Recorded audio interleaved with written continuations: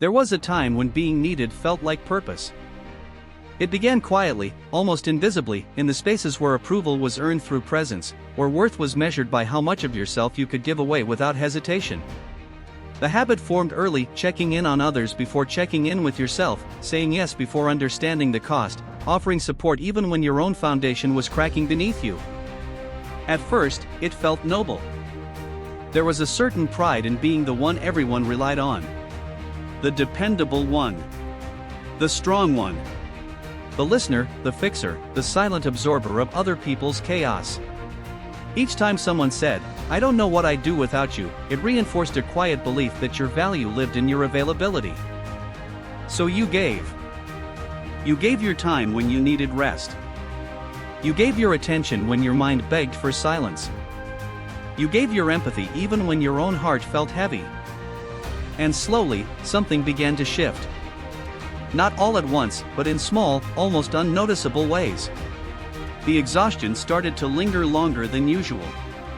The motivation that once came easily began to fade. Tasks that used to feel simple became overwhelming. There was a constant sense of being behind, of being drained, of never quite catching up with yourself. But still, you kept giving. Because stopping felt selfish. Because setting boundaries felt uncomfortable. Because somewhere along the way, you had learned that your needs came second. The truth is, energy is not infinite. Every conversation, every favor, every emotional burden you carry for someone else, it all comes from a limited reserve. And when you keep pouring without refilling, something inside you starts to empty. At first, it feels like tiredness. Then it turns into irritability. Then disconnection. Then a quiet numbness that you can't quite explain. You begin to lose interest in the things that once brought you joy. Your mind feels foggy. Your body feels heavy.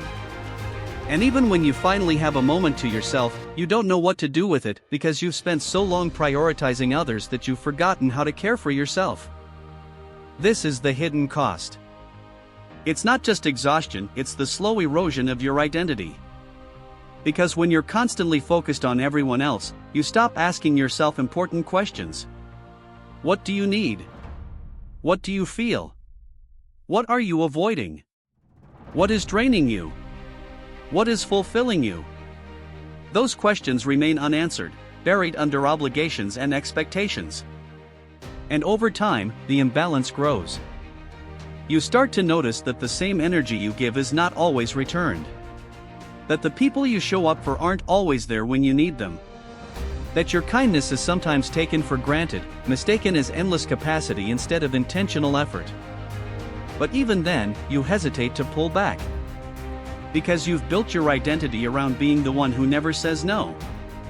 So instead, you push through. You ignore the signs. The headaches, the restless nights, the constant overthinking. The anxiety that creeps in when your phone lights up. The guilt that follows when you even consider choosing yourself. Until one day, it becomes too much.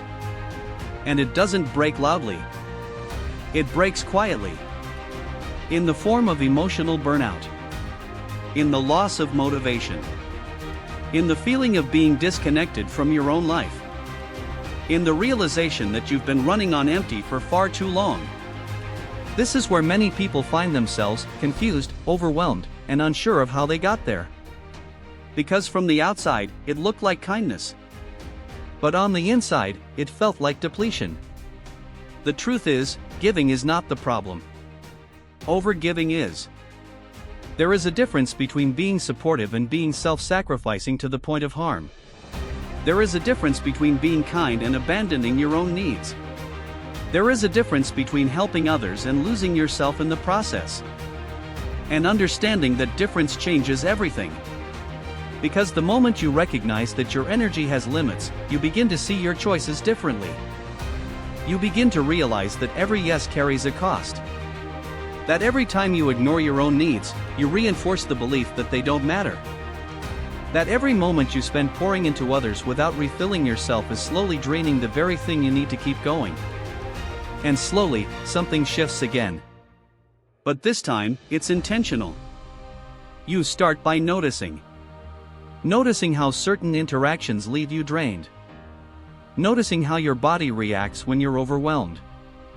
Noticing the subtle tension that builds when you're about to say yes, even though you want to say no. And then, you begin to choose differently. Not perfectly. Not all at once. But gradually. You allow yourself to pause before responding. You give yourself permission to say no without over-explaining. You begin to protect your time, your attention, your emotional space. At first, it feels uncomfortable. There is guilt. There is doubt. There is the fear of disappointing others. But there is also something else.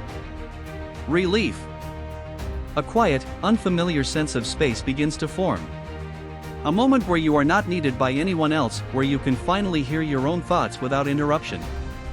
And in that space, something important happens. You reconnect with yourself. You remember what it feels like to rest without guilt.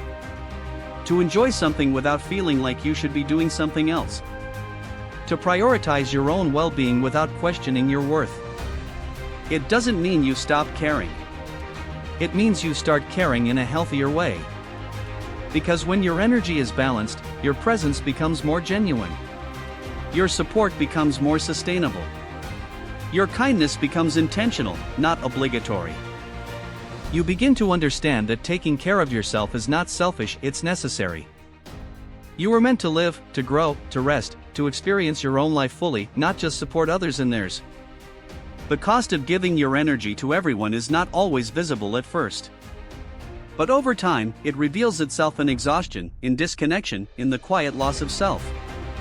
And the moment you choose to reclaim that energy, to set boundaries, to prioritize your well-being, to listen to your own needs, is the moment you begin to rebuild what was lost. Not all at once.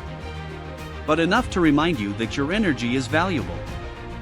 And more importantly, that you are allowed to keep some of it for yourself.